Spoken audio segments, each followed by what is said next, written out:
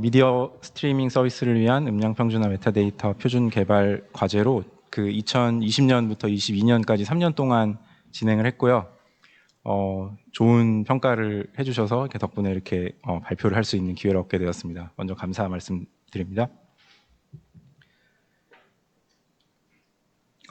먼저 연구과제 개요에 대해서 먼저 소개를 드리고 그 다음에 이제 표준 R&D 실제로 어떤 부분에 대해서 이제 표준을 제정을 했는지 기술적인 부분과 함께 이렇게 소개를 드리고요.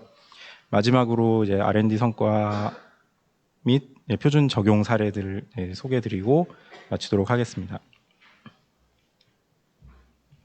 네, 저희 과제는 그 음량 문제를 해결하기 위해서 이제 처음 시작이 됐고요. 제목에서 유출을 하실 수 있다시피 이제 미디어 스트리밍 서비스에서 발생할 수 있는 음량 문제를 해결하기 위해서 그 표준을 제안을 하게 되었습니다. 쉽게 생각하시면은 이제 그 TV를 시청을 하실 때 이제 채널을 바꾸거나 프로그램 바뀌거나 할 때 이제 음량이 차이가 많이 나면 이제 불편한 경우를 이제 겪으셨을 텐데요. 2012년에 이제 방송법상의 그러니까 음량 평준화가 규제가 적용이 되면서 공중파 방송에서는 이런 문제는 이제 거의 이제 발생하지 않습니다. 근데 이제 요즘 많은 분들이 시청을 하시는 OTT나 스트리밍 서비스 같은 경우에서는 이게 규제가 적용되지 않는 분야이기 때문에 특히 아마 유튜브 같은 경우를 시청을 하실 경우에 그런 문제가 많이 있을 거라고 예상이 되는데요.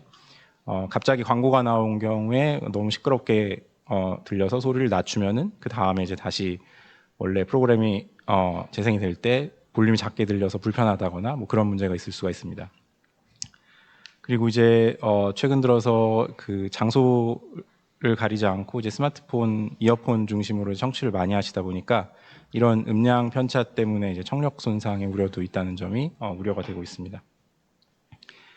그래서 이제 시장 상황을 먼저 간단하게 살펴보면요. 이제 파란색으로 표시되지 않은, 그러니까 회색으로 표시된 편차를 좀 살펴보시면 될 것 같은데, 저희가 몇 년 전에 이제 그 주요 미디어 스트리밍 서비스들을 대상으로 그 프로그램을 발췌를 해서 음량 편차를 좀 측정을 했습니다. 그래서 이제 특정 서비스 경우에는 이미 음량 평준화가 되어서 편차가 거의 없는 경우들도 있고요. 뭐 넷플릭스 같은 경우는 마이너스 27 LUFS로 이제 평준화가 잘 되어 있죠. 아닌 경우는 이렇게 편차가 많이 발생을 하게 됩니다. 그리고 참고로 말씀드리면은 티빙은 올해 음량 평준화를 도입을 해서 이런 문제가 발생하지는 않습니다. 혹시나 싶어서 미리 먼저 말씀을 드리고요. 도입하기 전에 저희가 측정을 한 거고요. 그래서 여기서 보시다시피 음량 값, 그 라우드니스의 단위라고 하는 LUFS 값으로 마이너스 36에서 마이너스 5까지 이렇게 편차가 있다라고 하면은 일반적인 스마트폰 기준으로 볼륨 키를 한 10번 이상 눌러야 이 볼륨 값을 맞출 수 있는 그런 정도 차이라고 보시면 됩니다.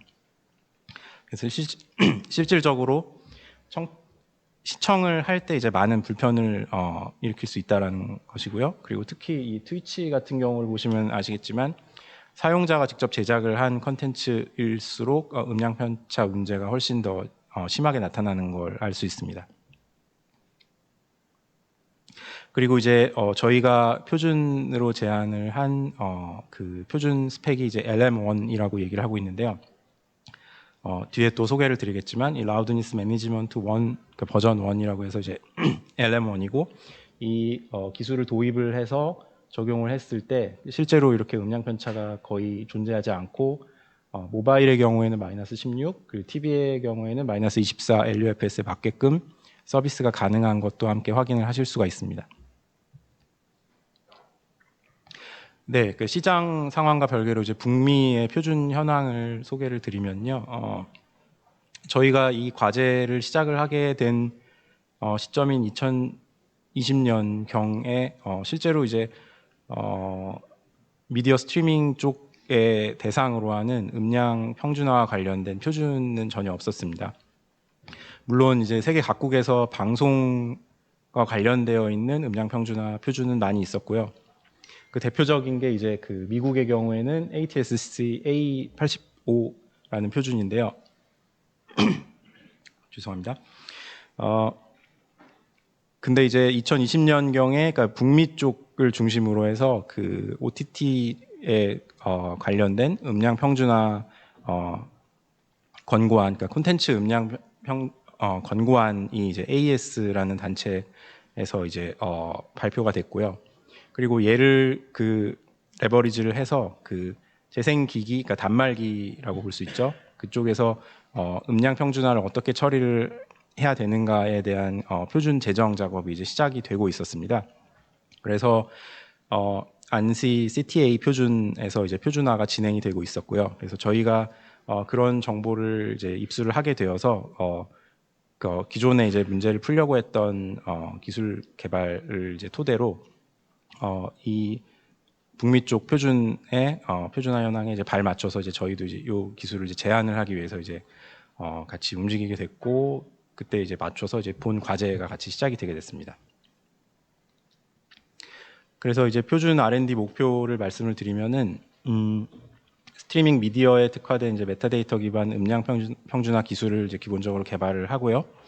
그리고 이 기술을 토대로 국제 표준 기술로 이제 확장을 해서 최종적으로 이제 사업화 전략까지 추진할 수 있는 그런 전략을 취하기로 했습니다.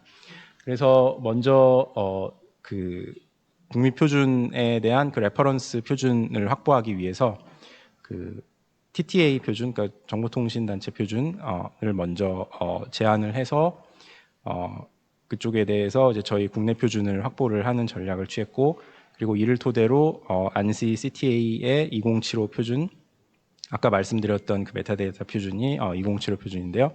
그쪽에 이제 본 스펙을 반영을 하는 전략을 취하기로 했습니다. 그래서 이제 그 컨텐츠부터 그 시청자까지의 전체 과정 에코시스템을 보면은 그 메타데이터 전송 기술과 관련된 표준이 TTA 표준에 해당되는 게 되겠고, 그리고 이러한 그 메타데이터를 활용을 해서 실제로 단말기에서 어떻게 오디오 신호의 음량 최적화를 처리를 해야 되는가 관련된 표준이 ANSI CTA 표준이 되겠습니다.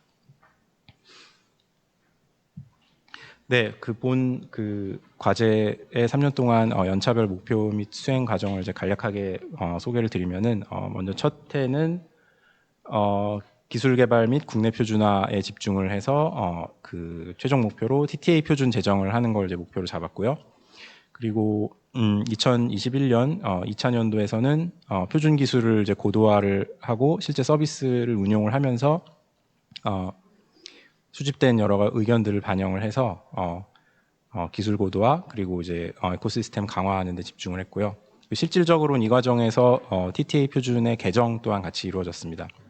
그리고 3차년도에 2022년 국제 표준화를 달성하기 위해서 이제 CTA의 그 기존의 그 ANSI CTA 2075 표준의 개정을 반영을 하기 위해서 이제 표준화를 진행을 했습니다. 네, 그 표준 기술의 이제 연구 개발 내용을 조금 더 구체적으로 설명을 드리겠습니다. 먼저 기존의 음량 평준화를 처리를 하는 방식도 물론 있었는데요. 그 방식의 이제 문제점을 살펴보면은 주로 이제 대표적으로 대부분의 이제 공중파 방송에서도 이런 형태로 많이 지금 처리를 하고 있는데 실제 그 컨텐츠의 음량을 음량 평준화 처리를 직접 하는 방식입니다. 그래서 여기 예를 들어 드린 것처럼 각각의 원본 음원이 마이너스 30, 마이너스 22, 마이너스 5 LUFS로 다양하게 있다라고 할 때 방송 규제를 맞추기 위해서 이제 마이너스 24 LUFS로 처리를 하기 위해서 실제로 그 음량 평준화 처리를 이제 컨텐츠에 적용을 하게 됩니다. 그래서 특정 경우에는 이제 인코딩을 다시 해야 되는 경우도 발생할 수가 있고요. 그리고 인코딩 과정에서 이제 메타데이터 방식을 만약에 사용한다고 했을 때 그 방식이 오디오 코덱의 종속적인 방식일 경우에는 특정 오디오 코덱만 사용을 해야 되는 문제가 생길 수가 있습니다. 그래서 이제 원본 소스와 다른 어떤 새로 음량 평준화된 형태로 인코딩이 된 컨텐츠들이 이제 스트리밍이 되고 이게 소비자에게 시청자에게 직접 전달이 되기 때문에 마이너스 24 LUFS가 이제 문제가 없이 사용될 수 있는 시나리오에서는 크게 문제가 없겠는데 특히 이제 모바일 서비스 같은 경우는 마이너스 24 LUFS라는 값이 상대적으로 조금 조용하게 들릴 수 있는 그런 문제가 있습니다. 그래서 특히 그 음악 서비스 스트리밍 같은 경우에는 이제 마이너스 16으로 많이 처리를 하는 것이 일반화되어 있는데요. 그러니까 이런 경우에서는 상대적으로 좀 더 작게 들릴 수 있는 문제가 있을 수가 있고, 그래서 그 다양한 재생 기기나 환경에 그 대응을 하지 못한다는 그런 문제점이 있습니다. 그 다음에 두 번째로는 이와 같이 인코딩을 다시 하는 방식은 파괴적인 처리 방식이기 때문에 평준화 자체가 이제 오류가 있어서 잘못된다라고 하면은 문제가 생긴 음원이 그대로 스트리밍이 돼서 음질이 훼손된 상태로 서비스가 될 수 있습니다. 그래서 대표적인 경우가 과도하게 키웠을 경우에 그 허용 가능한 다이나믹 레인지 범위를 넘어가게 돼서 이제 소리가 깨지는 문제가 생길 수가 있고요. 그리고 실제로는 부스트가 되지 않아도 되는 그런 노이즈 구간인데도 부스트가 많이 돼서 이제 좀 잡음이 더 크게 들리는 문제가 생길 수가 있고, 아니면 이런 변환 과정에서 이제 갑자기 소리가 크게 들렸다가 순간적으로 작아지게 들리는 펌핑 문제도 생길 수가 있습니다. 그래서 앞서 말씀드렸던 그런 문제점들을 해결하기 위해서 저희가 제안한 방식은 이제 메타데이터를 활용을 하는 방식이고요.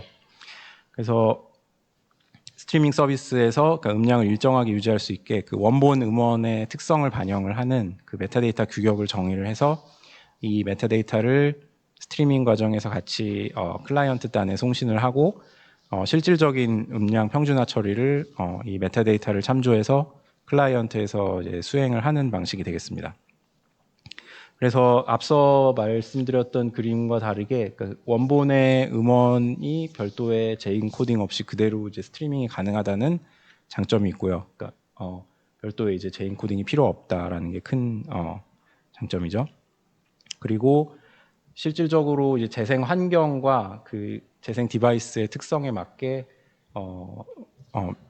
필요한 적절한 그 목표 음량 값과 다이나믹 레인지를 이제 제어를 할 수 있기 때문에 이처럼 이제 뭐 헤드폰으로 듣는 경우, 스피커로 듣는 경우, 그리고 이제 뭐 바깥에 그 대중교통을 이용하는 경우처럼 잡음이 많고 시끄러운 경우, 아니면은 집 안에서 이제 조용히 듣는 경우, 모든 상황에 맞게끔 적절하게 음량 운영을 할 수 있는 게 가능해집니다.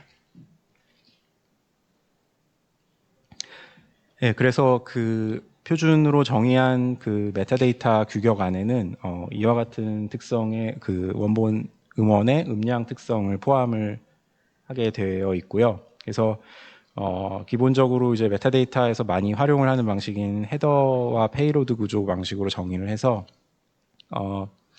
그 메타데이터 스펙이 업데이트 될 경우에도 문제 없이 이제 확장성과 호환성을 확보를 할 수가 있고 그 기존의 이제 재생 기기에서 그 음량 평준화 처리에 이러한 버전에 관계없이 이제 향후 활용을 할 수 있도록 구성을 하였습니다. 그래서 이제 주요 파라미터를 보시면은 물론 더 많이 있겠습니다. 가장 대표적인 게 그 음원의 인테그레이티드 라우드니스라고 하는 값이 되겠고요. 그 실제로 그 공중파 방송에서 규제를 하는 그 마이너스 24 LKFS 값이 이 인테그레이티드 라우드니스가 되겠습니다. 이 값은 그 개별 프로그램에서 그 시작과 끝을 기준으로 그 전체적인 그 어떤 음량의 평균 값을 측정을 한 것이 되겠습니다. 그리고 그 음원 서비스의 경우에 앨범 단위로 이제 그 트랙이 있는 경우에 그 앨범에 해당하는 그 인테그레이티드 라우드니스 값도 있고요. 그리고 이제 특정 경우에 그 대사에 그 집중을 해서 대사의 그 음량 값을 기준으로 음량 평준화를 하는 것도 가능한데, 그 경우를 처리하기 위해서 그 대사 신호에 대한 라우드니스 값도 포함을 할 수 있습니다. 그리고 이제 샘플 피크 값은 이제 실제로 가장 큰 피크 값을 얘기를 하는 거고, 나머지 부분은 이제 그 하나의 프로그램에서 그 음량 분포가 어떻게 이루어지는지를 나타내는 부분과 그 전체적인 그 주파수 특성별로 음량 값을 나타내는 부분 등이 되겠습니다. 네, 그 조금 전 슬라이드에서 말씀드렸던 내용은 실제 메타데이터에서 이제 포함되어 있는 그런 음원에 관련된 정보가 되겠고요. 그리고 지금 말씀드릴 내용은 실제로 이제 메타데이터를 참조를 해서 그 단말기에서 처리를 할 때 그 재생 기기의 특성이나 재생 환경에 대한 정보를 얻기 위한 인터페이스 규격이 되겠습니다. 그래서 앞서 소개를 드렸던 것처럼 실제 음원과 관련된 음량 정보는 이제 메타데이터로 이렇게 전송을 받게 되고, 실제로 이제 재생 환경과 기기 특성에 관련된 거는 클라이언트에서 이제 인터페이스를 통해서 정보를 얻게 됩니다. 그래서 이 인터페이스 정보 또한 그 표준 스펙으로 정의가 되어 있고요. 그래서 특징적인 것을 이제 말씀을 드리면은 디바이스의 그 재생 특성과 관련된, 그러니까 뭐 쉽게 예를 들면은 핸드폰 스피커로 재생을 하게 되면은 저음이 잘 재생이 안 되죠. 그러니까 스피커 외장 스피커를 연결을 하거나 고사양의 그 이어폰 헤드폰으로 재생을 할 때보다요. 그래서 그런 경우에는 똑같은 음량 값으로 재생을 하더라도 실제 사용자 청감상 느껴지는 음량이 다르게 인지될 수가 있는데요. 그러니까 그런 것들을 이 정보를 이용을 해서 보정을 할 수가 있습니다.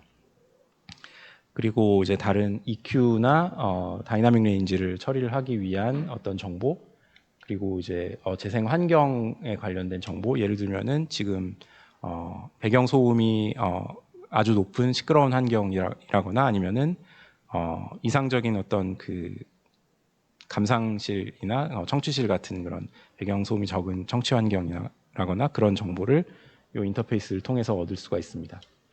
그리고 이제 실시간으로 이제 그 상황을 업데이트하면서 음량 평준화 처리에 반영을 할 수가 있습니다. 네, 그리고 원래 TTA 표준에는 저희 디코더 부분이 표준 스펙으로 들어가 있지는 않았는데요. 표준화 과정에서 그 상호 운용성을 확인을 하기 위해서 그 통일된 형태로 이제 디코딩이 처리가 되는 것을 이제 확보를 해야 될 필요가 있어서 그 개정 표준 과정에서 그 디코더 부분도 표준 스펙으로 이제 포함이 되게 되었습니다. 그래서 말씀드렸던 그 인터페이스를 통해서 정보가 입력받게 되는 이 스테이트 컨피그 같은 경우, 그리고 그 음원으로부터 얻어지는 LM1 메타데이터, 이렇게 이 입력 정보를 토대로 실제 오디오 신호가 들어왔을 때 이런 형태로 이제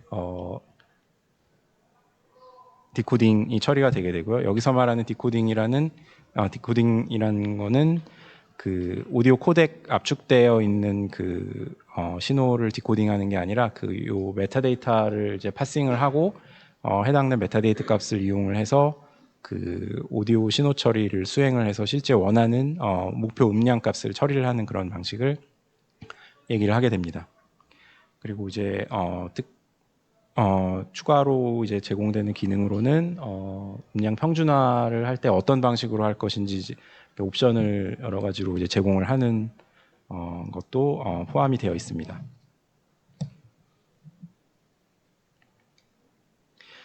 네, 그래서 실질적으로 이제 표준화를 어떤 표준을 제정을 했는지를 말씀을 드리면요. 먼저 처음으로 이제 TTA 표준에서 이제 TTA KKO-07.0146 요 표준을 제정을 하게 됐고요.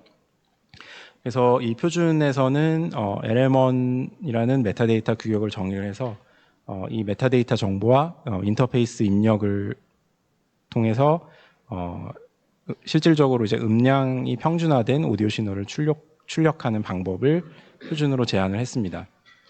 그래서 아까도 보셨다시피 그 컨텐츠 서비스단부터 이제 재생 단말까지 이제 과정을 보면은 이렇게 쭉 다이어그램이 나와 있는데요.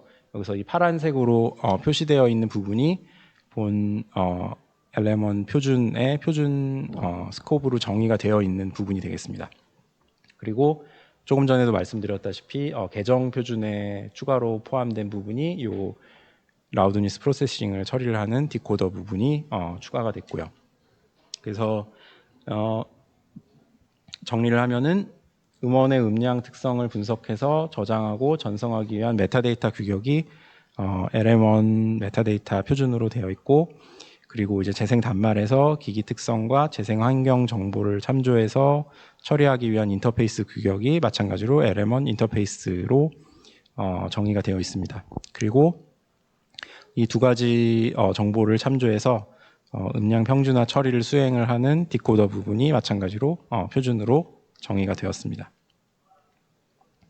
네, 그 다음으로는 본 표준을 이제 그 북미 표준에 반영을 하기 위해서 이제 표준화 과정을 이제 진행을 했고요.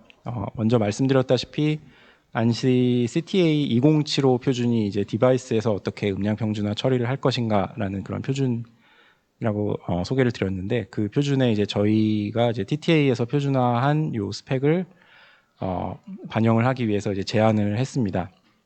그래서 그 결과로 2075.1이라는 확장 표준으로 이제 제정돼서 반영이 됐고요.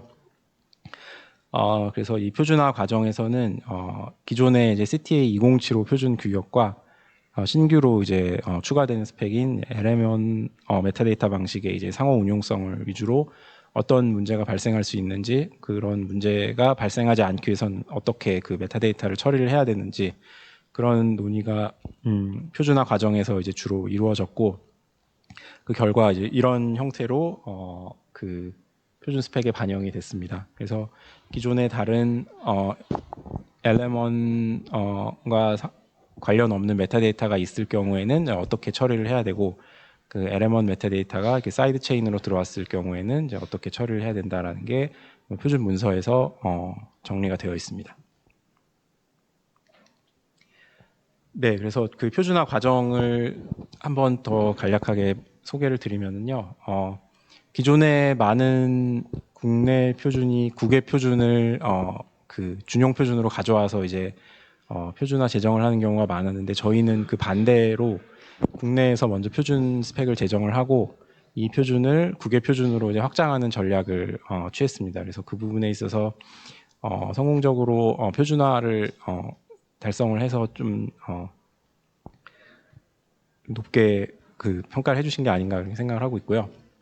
그리고 먼저 이제 그 TTA 표준 과정에서 2020년 말에 이제 국내 표준을 제정을 하고 그 표준을 기반으로 이제 CTA 표준화 과정을 이제 진행을 했었는데, 그 과정에서도 이제 여러 가지 기술적인 논의와 피드백이 있었습니다. 그래서 그 과정을 통해서 동시에 이제 그 문제가 발생할 수 있는 부분에 대해서 대응을 하기 위해서 TTA 기존 표준에서 아까 말씀드렸던 것처럼 디코더가 그 표준 디코더가 확보되지 않으면은 상호 운용성 확보가 조금 어려운 부분이 있다라는 의견을 수렴을 해서 개정 과정도 같이 이제 진행을 하게 됐고요. 그래서 그 최종적으로는 개정 표준이 이제 CTA에 반영이 되는 형태로 표준화가 진행이 됐습니다.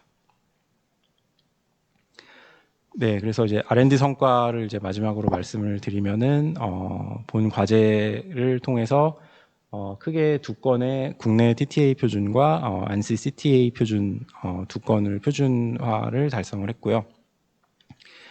그리고 이제 표준 적용 사례로는 국내외 이제 다양한 스트리밍 서비스에서 현재 지금 LM1 표준을 사용을 하고 있습니다. 그래서 인터페이스를 이용을 해서 이제 음량 평준화에 필요한 그 목표 음량 값을 이제 다르게 설정을 할 수 있는 거, 실제로 서비스에 적용되어 있는 예가 되겠고요. 그리고 네, 그 올해 초에 그 CES 쇼에 그 본 표준이 적용되어 있는 음량 평준화 솔루션을 이제 출품을 해서 혁신상을 수상을 하는 쾌거를 이루기도 했습니다. 그리고 이제 그 앞서 말씀드렸던 바와 같이 TTA 표준도 이제 평가를 잘 해주셔서 2020년도 말에 이제 그 총회에서 우수 표준으로 선정되는 결과를 달성을 했고요. 네, 그래서 그 3년 차 동안 진행됐던 그 표준 R&D 과제 최종 성과를 소개를 드리면은 주로 이제 핵심 개발을 기반으로 표준화 이제 2건 달성을 했고요. 제정 한 건, 개정 한 건, 그다음에 이제 국외 표준 제정까지 해서요. 그리고 이제 다양한 IPR 확보도 이루었습니다. 그리고 지금 이게 자료가 아직 업데이트가 안 됐는데 종료된 이후에도 이제 등록 표준 특허가 좀 많이 확보가 돼서 실제로는 조금 더 많이 늘어나긴 했습니다. 그리고 표준 기반으로 이제 사업화를 진행을 해서 기술료도 많이 확보를 한 상태고요. 네, 그 마지막으로 이제 본 과제의 기여도를 소개를 드리겠습니다. 크게 이제 기술적인 측면으로는 기존의 이제 오디오 코덱 중심의 방식에서 사이드 체인 LM1 메타데이터를 이용을 한 방식을 통해서 이제 음량 평준화 문제를 해결을 하였고요. 그리고 이제 기존의 서비스 인프라를 그대로 활용할 수 있다는 장점, 그리고 단말 처리 방식으로 실제로 상황에 맞게 재생 환경에 맞게 실시간 제어가 가능하다는 장점이 있습니다. 그리고 이제 기타 경제 산업적 측면으로는 그 1인 창작자들이 이제 음량 평준화 규제를 맞춰야 되는 그런 부담을 경감을 할 수 있게 되었고요. 그리고 이제 그 기존의 외산 오디오 코덱과 그 독립적인 방식이기 때문에 코덱과 종속적인 형태로 어떤 음량 평준화를 하기 위해서 필요한 라이센스 비용을 부담을 할 수 있을 걸로 예상됩니다. 그리고 말씀드렸던 것처럼 이제 재인코딩을 불필요로 하기 때문에 운영 비용도 절감이 되고요. 그다음에 네, 표준 특허 확보로 이제 로열티 수익도 기대를 하고 있습니다. 그리고 이제 사회적으로는 네, 뭐 당연한 말씀이지만 음량 평준화를 적용을 해서 시청 만족도 향상이 예상이 되고요. 그리고 이제 그 특히 이제 잦은 음량 조절로 인한 불편을 해소와 함께 그리고 과도한 청취 음량으로 이제 청취하는 것을 방지를 할 수가 있어서 난청 유발 가능성도 해소를 할 수 있을 걸로 기대를 하고 있습니다. 네, 이상으로 발표를 마치겠습니다. 들어주셔서 감사합니다.